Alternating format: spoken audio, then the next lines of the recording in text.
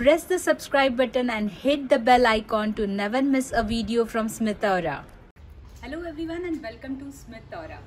आज आपण आलो आहे गार्डन्स क्लबच्या मेंबर देविका दापके यांच्याकडे.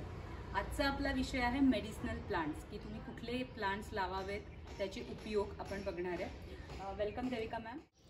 आज मी तुम्हाला औषधी आणि सुगंधी वनस्पतींबद्दल माहिती देणार आहे आणि थोडंसं बागेबद्दल माहिती सांगणार आहे.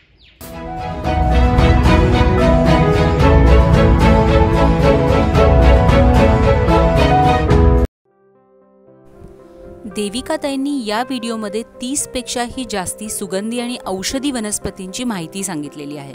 त्यामुळे हा व्हिडिओ शेवटपर्यंत नक्की बघा. याशिवाय तुम्हाला त्याबाबत जर काही प्रश्न असतील तर तुम्ही मला कमेंट बॉक्समध्ये विचारू शकता. त्याची उत्तरे देविकाताई नक्की देतील. याशिवाय तुम्हाला आणखी कोणते व्हिडिओज बघायला आवडतील हे तुम्ही मला स्मिथ आर्ट वर्क या माझ्या इंस्टाग्राम पेजला मेसेज करून सांगू शकता. व्हिडिओ आवडला तर लाईक, शेअर आणि सबस्क्राईब करायला विसरू नका.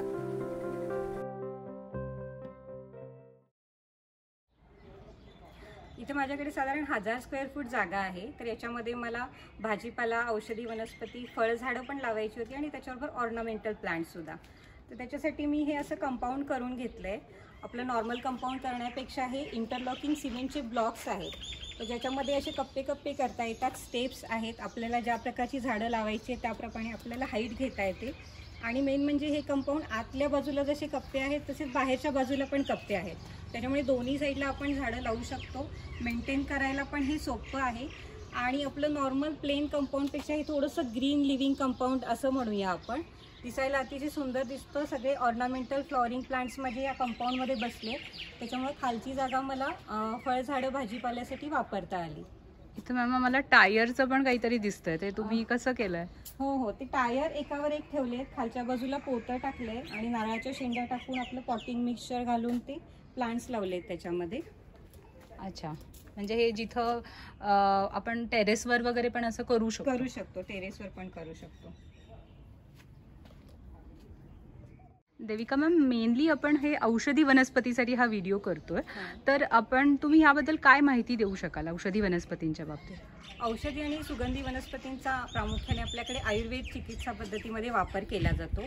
अगदी पूर्वीच्या काळापासून आपली आई, आजी घरातले जे किरकोळ आजार असायचे मुलांचे, सर्दी, ताप, खोकला, पोटदुखी, डोकेदुखी असे घरी अवेलेबल असणारे हे छोटे छोटे हर्ब्स वापरून त्याच्यापासून ट्रीटमेंट करायचे, ज्याला आपण आजीबाईचा बटवा म्हणतो. तर ह्या औषधी वनस्पती सुगंधीमध्ये त्याच्यापासून इसेन्शियल ऑइल्स काढले जातात आणि ॲरोमाथेरपीमध्ये त्याचा उपयोग होतो. तर ही ॲरोमाथेरपी एक पूरक उपचार पद्धती आहे. अल्टरनेटिव्ह मेडिसिन असं म्हणतात त्याला. तर हे शरीराचं ताण, मानसिक थकवा दूर करण्यासाठी किंवा सांधेदुखी असेल, पचनासंबंधी विकार असतील ते दूर करण्यासाठी आणि मेंटल स्ट्रेस घालवण्यासाठी ॲरोमाथेरपीचा वापर केला जातो. आणि तिसरं एक वर्गीकरण आपल्याला असं करता येईल की कॉस्मेटिक प्लांट्स, की जो आपल्या स्त्रियांसाठी अतिशय जिव्हाळ्याचा विषय आहे, की जे सौंदर्यवृद्धीसाठी वापरले जातात. चेहरा, त्याचप्रमाणे केसाची सौंदर्यवृद्धी आणि अनेक प्रकारे त्याचा उपयोग होतो. तर बाजारामध्ये आता अनेक प्रकारचे कॉस्मेटिक्स अवेलेबल आहेत, पण शेवटी ते केमिकलयुक्त आहेत. अगदी जास्त प्रमाणात वापरले तर ते हानिकारक ठरू शकतात. तर त्याच्याऐवजी आपण घरच्या घरी या आयुर्वेदिक वनस्पती वापरून हेअर पॅक, फेस पॅक किंवा स्क्रबर, ऑइल्स या प्रकारे वापरून त्याच्यापासून आपण सौंदर्यवृद्धीसाठी उपयोग करू शकतो. हे कंपाऊंडला मी पॅशन फ्रूट आणि लसूण वेल लावलेलं आहे. तर हे पॅशन फ्रूट आहे, अतिशय औषधी गुणधर्म असलेला आहे. याच्यामध्ये भरपूर अँटीऑक्सिडंट्स, विटॅमिन्स आणि मिनरल्स असतात. अँटी एजिंग प्रॉपर्टीज आहेत. इम्युनिटी वाढवण्यासाठी मदत होतो. तर याच्या फळांपासून आपल्याला सरबत बनवता येतं. त्याचप्रमाणे स्मूदी किंवा लेमनेड याच्यासाठी पण उपयोग करता येतो.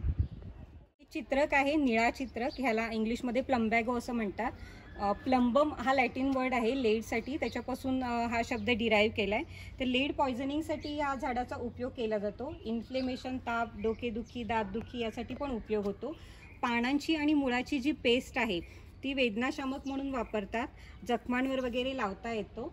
आणि मेन म्हणजे ह्याची जी सुंदर फुलं आहेत ह्याच्यापासून ग्रे ब्ल्यू कलरचे डाय तयार करतात, की जे टॅटूजसाठी वापरतात.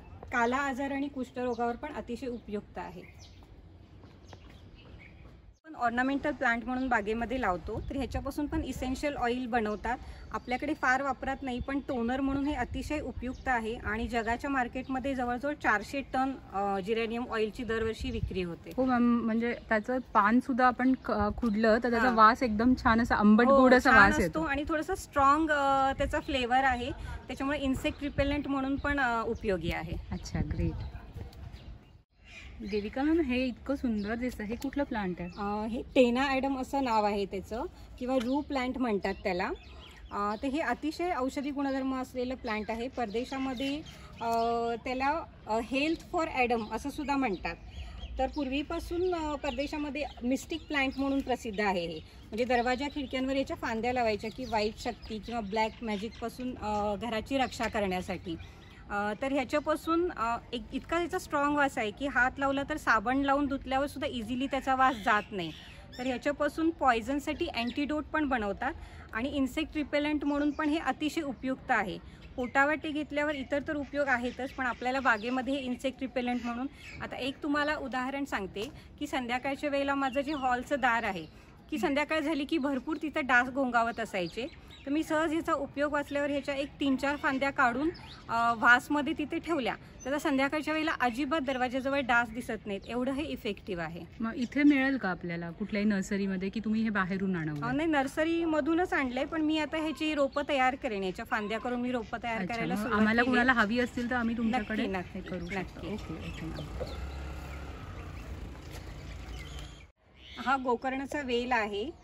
याला शंखपुष्पी असं पण म्हणतात आणि बऱ्याच आजारांवर उपयुक्त आहे. त्वचा, दमा विकार असेल किंवा सर्दी खोकला असेल, रक्तशुद्धीकरण, शरीरातून टॉक्सिन्स बाहेर काढण्यासाठी. आणि आयुर्वेदामध्ये आपण जे त्रिदोष म्हणतो, वात पित्त कफ, तर त्याच्यासाठी तिन्ही दोषांच्या निवारणासाठी याचा उपयोग करतात.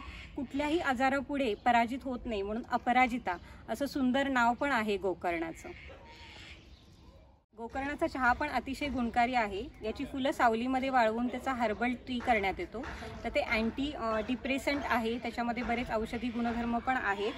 आणखीन एक म्हणजे कोलॅजिनचं प्रोडक्शन स्टिम्युलेट करतात गोकर्णाची फुलं, त्याच्यामुळे आपल्या स्किनची इलॅस्टिसिटी टिकून राहते.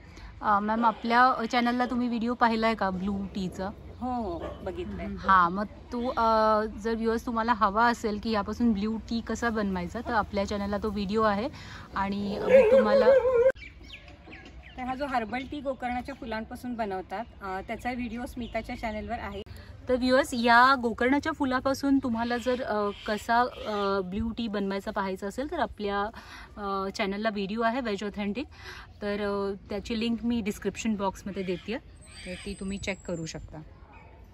ही कोरफड आहे, आपल्या सगळ्यांना माहितीच आहे, केसांसाठी आणि त्वचेसाठी अतिशय गुणकारी आहे. आपण तेल करू शकतो आणि चेहऱ्यासाठी वेगळ्या वेगळ्या फेस पॅकमध्ये वापर होतो.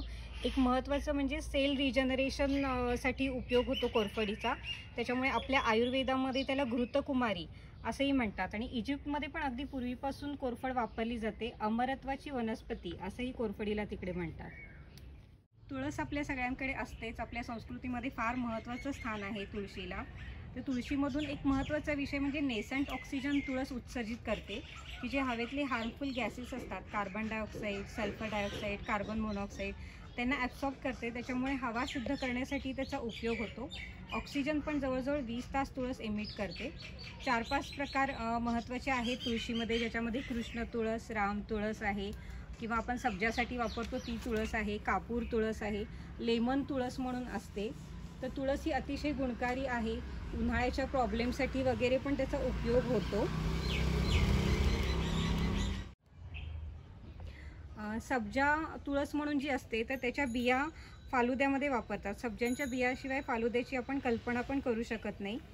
कापूर तुळस असते ती त्वचेसाठी उपयुक्त आहे. पिंपल, मुरूम, डाग घालवते. आंघोळीच्या पाण्यात पण आपण हे तुळस, गुलाब किंवा कडुलिंबाची पाने घालावीत.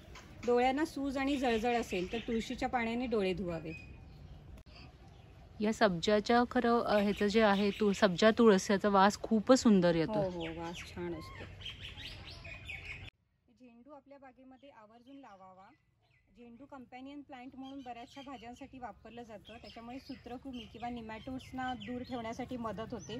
होळीसाठी आपण नैसर्गिक रंग पण बनवू शकतो आणि पॉलिनेशनसाठी जे वेगळे वेगळे कीटक असतात त्यांना ते अट्रॅक्ट करते. त्याच्यामुळे नक्कीच आपल्या भाज्यांच्या गार्डनला त्याचा उपयोग होतो.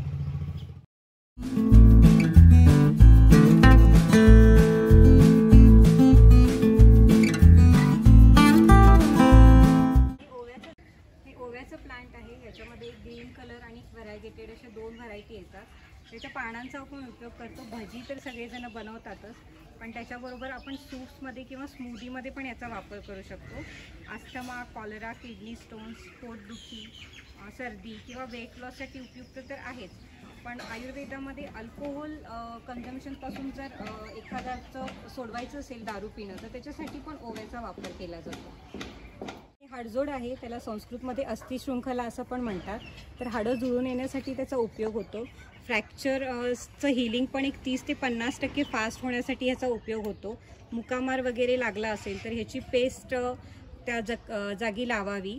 त्याचप्रमाणे टेंडॉन्स आणि लिगामेंट्स ह्याच्या जर इजा असतील तर त्याच्यावर पण हे अतिशय उपयुक्त आहे. ह्याची पेस्ट करून वापरता येते किंवा ज्यूस पण करतात. तमिळनाडूमध्ये तर खोबऱ्याबरोबर ह्याची चटणीसुद्धा करून खाल्ली जाते. तुपावर परतून ह्या दुधाबरोबर खायला पण देतात हाडजोडची पेस्ट. हे आलं आहे, ह्याचे रायझोम्स आपण वापरतो. मसाला चहा तर करतातच. ह्याचा डायजेशन, नॉशिया किंवा सर्दीसाठी उपयोग होतो आणि मॉर्निंग सिकनेससाठी पण अतिशय उपयुक्त आहे. आपले पाळीचा जो त्रास असतो तर त्याच्या पण पेन्स कमी होतात. वेदनाशामक आहे. आणि सुंठ अगदी पूर्वीपासून आपल्याकडे वापरतातच. सुंठ पावडर दुधामध्ये घालून वापरण्याची पद्धत आहे आपल्याकडे. हा मायाळूचा वेल आहे, ह्याला मलबार स्पिनॅच असं पण म्हणतात. तर रक्त शुद्ध करते, ॲनिमियासाठी अतिशय उपयुक्त आहे. हाडं मजबूत होतात. स्त्रियांच्या अनेक आजारांवर हे औषधी आहे आणि माउथ अल्सर्स पण कमी होण्यासाठी मदत होते. हे ऑलस्पाईस आहे, मसाल्याचं झाड आहे. अपचन, डायरिया, गॅसेसच्या तक्रारींवर उपयुक्त आहे. लवंग, दालचिनी आणि जायफळ तिन्हीचा वास ह्याच्यामध्ये एकत्र असतो, म्हणून ह्याला ऑलस्पाईस असं म्हणतात. ह्याच्या बेरीज पण औषधी गुणधर्म म्हणून वापरल्या जातात आणि पानंसुद्धा. बिर्याणी, पुलाव किंवा आपण पावभाजी करताना ह्याची पानं वापरली, मसाला चहा करताना पण आपण ह्याची पानं वापरली तर छान फ्लेवर येतो. हे पपई आहे, डोळ्यांसाठी अतिशय उपयुक्त आहे. व्हिटॅमिन ई, अँटीऑक्सिडंट्स भरपूर असतात.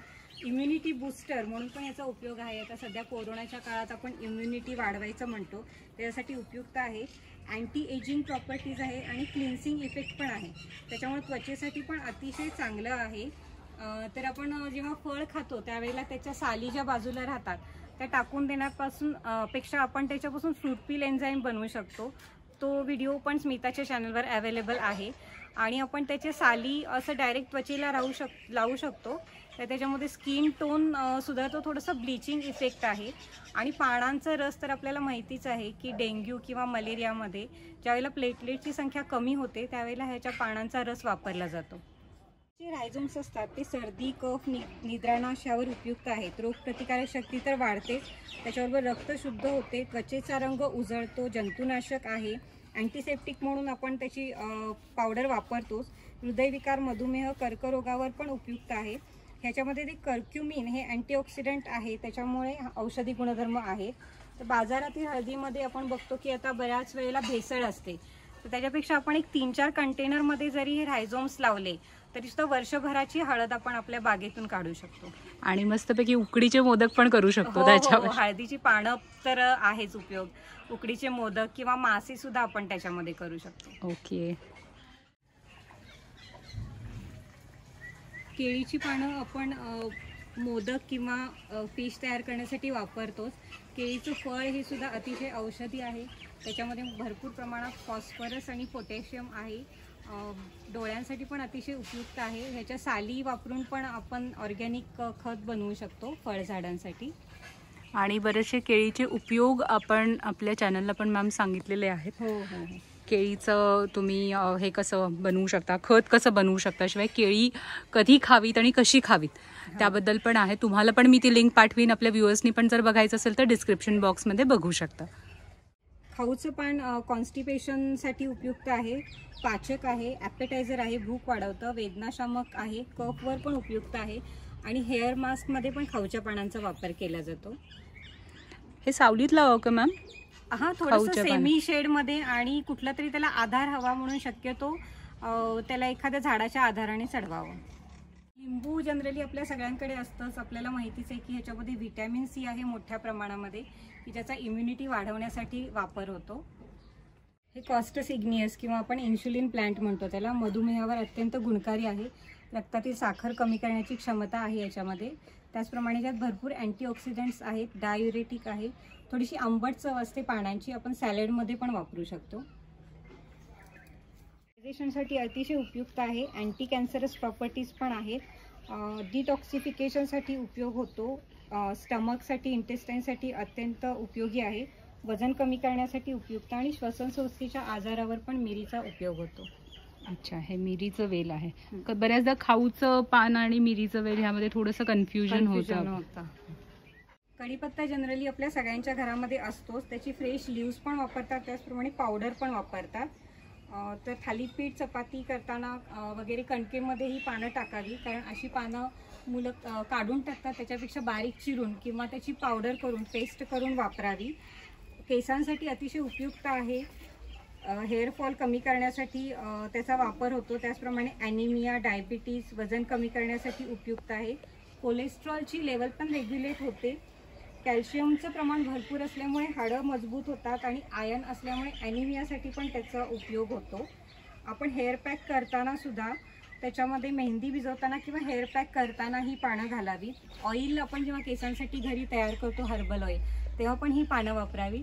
तर हे कढीपत्त्याचं प्लांट कसं लावायचं, त्याची कशी काळजी घ्यायची आणि कुठली खतं घालायची ह्याच्याबद्दल पण व्हिडिओ स्मिताने तयार केला आहे. तो तिच्या चॅनलवर आहे. हो व्ह्यूअर्स, जर तुम्हाला हा व्हिडिओ पाहायचा असेल तर तुम्ही डिस्क्रिप्शन बॉक्स चेक करा. तिथे मी याची लिंक टाकलेली आहे, तर तुम्हाला त्याचा उपयोग होईल. हा गवती चहा आहे. आपण गवती चहा करताना त्याच्यामध्ये पानं ह्याची वापरतोच, पण शक्यतो सॅलडमध्ये वगैरे पण ह्याचा वापर करावा. थाई डिशेसमध्ये सूप, करी किंवा राईस करताना पण ह्याचा वापर होतो. ज्यूस बनवतात ह्याचा. ओल्या कपड्यामध्ये घालून जर फ्रीजमध्ये ठेवलं तर 4 ते 5 दिवस तरी हा फ्रेश राहतो. त्याच्यामध्ये ब्लड सर्क्युलेशन याच्यामुळे सुधारतं. हृदयविकार असणाऱ्यांनी तर नक्कीच हा चहा घ्यावा. कफ आणि बॅड कोलेस्ट्रॉल कमी करण्यासाठी ह्याचा उपयोग आहे. त्याचप्रमाणे याचं इसेन्शियल ऑइल ॲरोमॅथेरपीमध्ये वापरतात, की ज्याच्यामुळे स्किन टोन सुधारतं.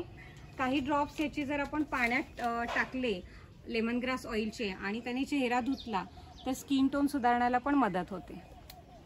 त्यात A, B, C विटॅमिन, त्याचप्रमाणे कॅल्शियम आणि पोटॅशियमचा स्रोत आहे. अँटीऑक्सिडंट्स भरपूर असतात. BP, सांधेदुखीसाठी आणि डोळ्याच्या आरोग्यासाठी आळू अतिशय उपयुक्त आहे.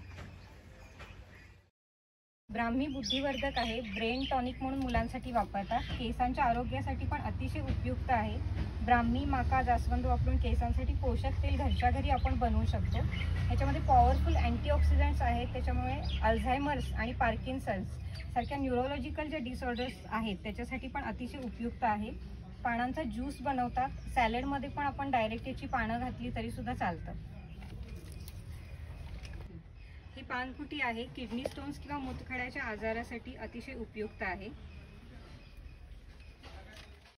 हे वेखंड खोकल्यासाठी अतिशय गुणकारी आहे. डिटॉक्सिफिकेशन किंवा डायरिया, हेडेकमध्ये वापर होतो. रक्ताभिसरण सुधारते. सर्दी, ताप, सायनसच्या त्रासामध्ये कपाळाला किंवा नाकाजवळ ही पावडर लावतात. इन्सेक्ट रिपेलंट पण आहे, तर त्याच्यामुळे बागेत ह्याचा वापर करावा. धान्य टिकवण्यासाठी पण ही पावडर वापरतात.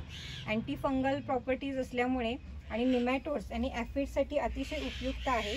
त्याच्यामुळे वेखंड, नीम वापरून बायोपेस्टिसाइड तयार करून आपण आपल्या झाडांसाठी वापरू शकतो. ही मिंट आहे. ह्याच्यापासून आपण हर्बल टी बनवतो. लेमनेड आणि चटणी पण बनवतात. ह्याच्या इसेन्शियल ऑइल्सचा उपयोग ॲरोमॅथेरपीमध्ये होतो. It is full of vitamins and antioxidants. डोकेदुखी, नॉशिया, घशासाठी उपयुक्त आहे. अँटी फंगल प्रॉपर्टीजमुळे हे माउथवॉश हर्बल टूथपेस्टमध्ये पण वापरतात. कॉम्बिनेशन प्लांट म्हणून बागेसाठी अतिशय उपयुक्त आहे. हे मिंट आहे. तर थोडंसं मिंट आणि पुदिन्यामध्ये कन्फ्युजन होतं, पण हे मिंट थोडीशी वेगळी स्पेसीज आहे. तर हे मिंटमध्ये कूलिंग इफेक्ट जास्त आहे. मेंथॉलचं पर्सेंटेज 40% आहे, जे पुदिन्यापेक्षा कितीतरी जास्त आहे. तर आईस्क्रीमला फ्लेवर आणण्यासाठी शॅम्पू, सोप्स, टूथपेस्ट आणि स्किन केअर प्रॉडक्ट्समध्ये तर मिंट वापरतातच, पण च्युइंगममध्ये पण ह्याचा वापर होतो. आपल्या जे पेपरमिंटच्या गोळ्या आपण खायचो तर त्याच्याप्रमाणे त्याचा कूलिंग इफेक्ट घशाला जाणवतो मिंटच्या पानांमुळे. हे शतावरीचं प्लांट आहे. त्याला आतून भरपूर मुळे फुटतात खालच्या बाजूने. 100पर्यंत मुळं एका वेळेला त्याला असू शकतात, म्हणून त्याला शतावरी असं नाव आहे. तर स्त्रियांच्या अनेक समस्यांमध्येही उपचार होतात याच्या मुळांपासून. तर PCODमध्ये उपयुक्त आहे. हॉर्मोनल इम्बॅलन्स असेल किंवा मेनोपॉजशी रिलेटेड ज्या काही समस्या आहेत त्याच्यासाठी हे भरपूर उपयुक्त आहे. प्रेग्नन्सीमध्ये पण डिलिव्हरी झाल्यानंतर शतावरीची पावडर आपल्याला देतात की ज्याच्यामध्ये दूध त्याच्यामुळे भरपूर येतं, लॅक्टेशनसाठी पण अतिशय उपयुक्त आहे. हे अन्नपूर्णा आहे, पॅन्डॅनस असं म्हणतात त्याला. पुलाव, बिर्याणी किंवा नारळी भात असतो त्याच्यामध्ये जर आपण बासमती तांदूळ वापरला नसेल तर बासमतीचा फ्लेवर आणण्यासाठी ही पानं वापरतात. श्रीलंकेमध्ये जवळजवळ प्रत्येक घरामध्ये हे अन्नपूर्णा लावलं जातं आणि कढीपत्त्याबरोबर अन्नपूर्णाची पानं फ्लेवरसाठी वापरली जातात. एअर फ्रेशनर म्हणून पण ह्याचा वापर होतो. ह्याचा एक्स्ट्रॅक्ट दुकानामध्ये मिळतो. फूड कलर, ग्रीन कलरचा फूड कलर बनवण्यासाठी पण अन्नपूर्णाचा उपयोग केला जातो. आणि युरोपियन कंट्रीजमध्ये तर अन्नपूर्णाच्या एक्स्ट्रॅक्टचा बराच वापर केला जातो. व्हॅनिलाला पर्याय म्हणून बऱ्याच जागी अन्नपूर्णाचा इसेन्स वापरला जातो. त्याच्यामुळे अन्नपूर्णाला व्हॅनिला ऑफ द ईस्ट असंही म्हटलं जातं. हा देशी गुलाब आहे. याच्यापासून आपण घरच्या घरी गुलाब पाणी किंवा गुलकंद बनवू शकतो. गुलाब पाणी टोनर म्हणून अतिशय उपयुक्त आहे आणि गुलकंद शीतल असल्यामुळे उन्हाळ्यातले जे त्रास असतात ते कमी करण्यासाठी गुलकंदाचा उपयोग होतो आणि हाडं मजबूत होण्यासाठी पण गुलकंद अतिशय चांगला आहे. तर हा गुलकंद कसा बनवायचा ह्याचा व्हिडिओही स्मिताच्या चॅनलवर उपलब्ध आहे आणि तो आवर्जून बघावा. आणि घरच्या घरी अतिशय सोप्या पद्धतीनं गुलकंद तयार करता येतो. तर तो करण्यासाठी नक्कीच या व्हिडिओचा तुम्हाला फायदा होईल. हो ताई, आणि आपल्या सुप्रिया ताईंनी तो दाखवलाय. त्या पण गार्डन्स क्लबच्याच मेंबर आहेत. हो, तर दरवर्षी ती तयार करते गुलकंद. हो, आणि त्याचा व्हिडिओ सुद्धा आपल्या चॅनलवर आहे. तर त्याची लिंक पण मी शेअर करीन आपल्या डिस्क्रिप्शन बॉक्समध्ये. त्यांच्या बाहेरच्या बाजूला पण मी देशी भारतीय वृक्ष लावले की त्याचा अनेक औषधी गुणधर्म तर आहेतच, पण त्याचप्रमाणे सीता अशोक सारखी जी काही दुर्मिळ होत चाललेली झाडं आहेत ती जगवण्याची गरज आहे. त्याच्यामुळे कंपाऊंडच्या बाहेर पण अशा प्रकारचे भारतीय वृक्ष लावावे. ताई, ती पण आम्हाला झाडं बघायला आवडतील. हो हो. ही बिक्सा आहे, त्याला शेंद्री असं म्हणतात. लिपस्टिक ट्री असं पण म्हणतात. अगदी पूर्वीच्या काळापासून रेड बॉडी पेंट तयार करण्यासाठी याचा उपयोग होतो. लिपस्टिक, हेअर कलरिंग प्रॉडक्ट्स तसंच नेल पॉलिश याच्यामध्ये बियांचा वापर केला जातो. बियांच्या पावडरीपासून ऑरेंज रेड फूड कलर बनवतात. होळीसाठी आपण बियांच्या पावडरपासून नैसर्गिक रंग पण बनवू शकतो. फूड इंडस्ट्रीमध्ये याचा बराच वापर होतो. बटर, चीज, आईस्क्रीम्स वगैरेंना रंग आणण्यासाठी शेंद्रीचा वापर केला जातो. सदाफुली आपल्याला माहितीच आहे की अँटी कॅन्सरस गुणधर्म आहेत त्याच्यामध्ये. ल्युकेमियाच्या ट्रीटमेंटसाठी वापर केला जातो. त्याचप्रमाणे डायबिटीज, थ्रोट इन्फेक्शनवर उपयुक्त आहे. पण मधमाशी चावल्यावर सुद्धा आपण ह्या पानांचा रस वापरू शकतो. याच्या उग्र वासामुळे विंचू, साप, कीटक आजूबाजूला येत नाही. साप, विंचूच्या दंशावर अँटीडोट बनवण्यासाठी याचा उपयोग होतो. ओरली शक्यतो घेऊ नये कारण टॉक्झिक आहे. मी एक महत्त्वाचं सांगते की आपण जर ह्यापैकी आयुर्वेदिक वनस्पतींपैकी कुठलेही प्लांट जर ओरली कन्झ्युम करणार असू तर त्याचा डोस किंवा किती वेळा घ्यायचं याच्याबद्दल तज्ज्ञांचं मार्गदर्शन नक्की घ्यावं. तर माझ्याकडे आता हे सदाफुलीचं एक सांगते की उग्रवास आहे याचा. तर हे मी बाहेरच्या बाजूला बेड केला आहे. तर इथं नेहमी कुत्र्यांची संख्या वाढल्यापासून कुत्री बसायची आणि खड्डा करून बसायची, सगळी झाडं माझी खराब व्हायची. जेव्हापासून मी इथं सदाफुली लावली आहे तेव्हापासून त्यांचं बसणं कमी झालं आहे आणि हा माझा बेड छान तयार झाला आहे. हे कांचन आहे. कांचनची पानं, सालं असतील, फुलं, बिया तसेच मुळांमध्ये पण अनेक औषधी गुणधर्म आहेत. डायबिटीज, थायरॉईड, डायरिया, पाईल्स अशा अनेक आजारावर उपयुक्त आहे. ह्याच्या कळ्यांपासून ट्रॅडिशनल करी पण बनवली जाते. आणि ह्याची जी फुलं आहेत त्याच्याकडे बऱ्यापैकी मधमाशा, भुंगे, फुलपाखरं आणि छोटे छोटे मध खाण्यासाठी जे पक्षी येतात ते आकर्षित होतात. तर हे बहावा किंवा कांचन, आणखीन सीता अशोक आहे. तर या फुलांमुळे हे जे पॉलिनेटिंग एजंट्स अट्रॅक्ट होतात तर त्याचा आपल्या बागेसाठी नक्कीच फायदा होतो. आणि याची पाने आपट्याच्या पानासारखं दिसतात म्हणून बऱ्यापैकी लोक फसतात, कन्फ्यूज होतं. पण हे आपट्याचं नाही आहे, हे कांचन आहे. हा सीता अशोक आहे. त्याच्या सालीचा उपयोग अनेक प्रकारच्या कॉस्मेटिक्समध्ये केला जातो. स्किन कॉम्प्लेक्शन सुधारण्यासाठी उपयोग होतो. साल आणि फुलं बऱ्याच आयुर्वेदिक औषधांमध्ये वापरली जातात. तर स्त्रियांच्या रिप्रोडक्टिव्ह सिस्टीमशी रिलेटेड जे काही आजार आहेत त्याच्या ट्रीटमेंटसाठी सीता अशोकाचा उपयोग होतो. कडुलिंब आपल्या सगळ्याला माहितीच आहे, उत्तम कीटकनाशक आहे. मावा, आळ्या, सूत्रकृमींवर उपयुक्त आहे. कडुलिंबाचा अर्क केला जातो. निंबोळी, पेंड, दशपर्णी अर्कमधील महत्त्वाचा घटक आहे. पानांमध्ये अँटीबॅक्टेरियल, अँटीफंगल गुणधर्म आहेत. कॉस्मेटिक आणि कीटकनाशक अशा दोन्ही प्रकारे याचा उपयोग होतो. मुलतानी माती, गुलाब पाणी वापरून कडुलिंबाची पेस्ट वापरून फेस पॅक, हेअर पॅक बनवता येतात. उवा, कोंडा, केस गळणे यावर उपयुक्त आहे. कॅन्सर, हृदयरोगावर पण उपयुक्त. वाफ घेताना किंवा आपण आता कोरोनाच्या काळामध्ये म्हणतो की आंघोळीच्या पानांमध्ये ह्याची पानं टाकून त्या पाण्याने आंघोळ करावी. कडुलिंबाची चटणी आपण पाडव्याला खातोच. रस आणि पाणी चावून खाल्ली तरी चालतात. आणखी हवा शुद्ध करण्यासाठी पण कडुलिंबाचा अतिशय उपयोग होतो. आता आपण कोरोनाच्या पॅन्डेमिकमध्ये बघतोच की अक्षरशः विकत घेऊन ऑक्सिजन लावायची लोकांवर वेळ आली आहे. तर अशा प्रकारची औषधी आणि ऑक्सिजन आपल्या भागातला वाढवणारी झाडं लावण्याची अतिशय गरज आहे. ही आपली गार्डन म्हणजे आपलं ऑक्सिजन पार्कच आहे. अशा प्रकारे छोट्या छोट्या गार्डन आपल्याला अवेलेबल असलेल्या स्पेसमध्ये आपण लावाव्या आणि मेंटेन कराव्या.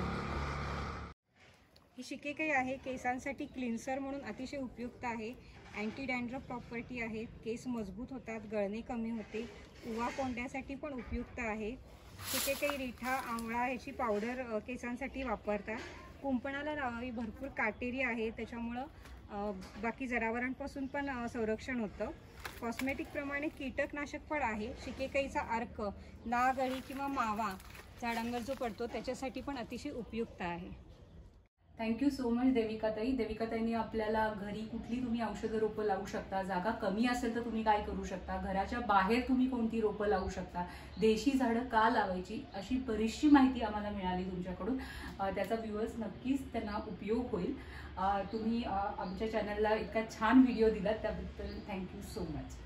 ॲक्च्युली स्मिता, तुझं पण फार कौतुक करण्यासारखं आहे. तुझ्या धडपडीचं पण मला कौतुक वाटतं. गार्डनिंगशी रिलेटेड भरपूर विषय तू तुझ्या छोट्या छोट्या व्हिडिओजमधून कव्हर केले. जे बिगिनर्स आहेत, नवीन बागा सुरू करणार आहेत, त्यांना तर ह्याचा नक्की उपयोग होईल. पण ज्यांच्या बागा आहेत त्यांना पण आपली बाग आणखी सुंदर, वैविध्यपूर्ण, युनिक आणि प्रोडक्टिव्ह करण्यासाठी नक्कीच या व्हिडिओचा उपयोग होईल. So thank you ma'am. थँक्यू म्हणण्यापेक्षा हे जे गार्डन्स क्लबचे जे मी आता व्हिडिओज करते हे सगळे गार्डन्स क्लबचे हिरे आहेत, जे फक्त मी जवळ करून एक हार तयार करायचा मी प्रयत्न करते की ह्या सगळ्यांची व्हिडिओज तुम्ही नक्की बघा. यांनी खूप कष्टाने हे सगळं केलेलं आहे आणि तुम्हाला प्रत्येक गोष्टीचा, त्यांनी सांगितलेल्या प्रत्येक सल्ल्याचा उपयोग होईल. Thank you so much Devika. Thank you. गार्डनिंगशी रिलेटेड आणखी कोणते व्हिडिओज तुम्हाला बघायला आवडतील हे तुम्ही मला कमेंट बॉक्समध्ये सांगू शकता. Thank you so much for watching.